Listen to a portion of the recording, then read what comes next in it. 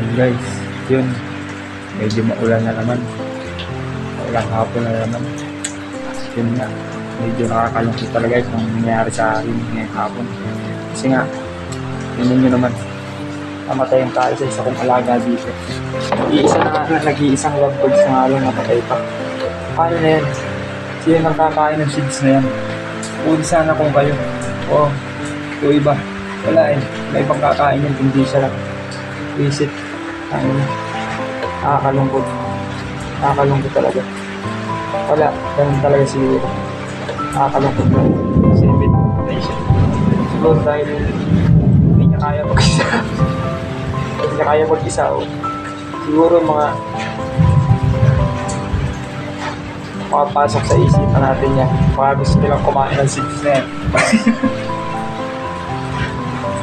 Yan. Agad na. Yan. Ano na. Kung meron lang sana akong kapangyarihan buhay niya.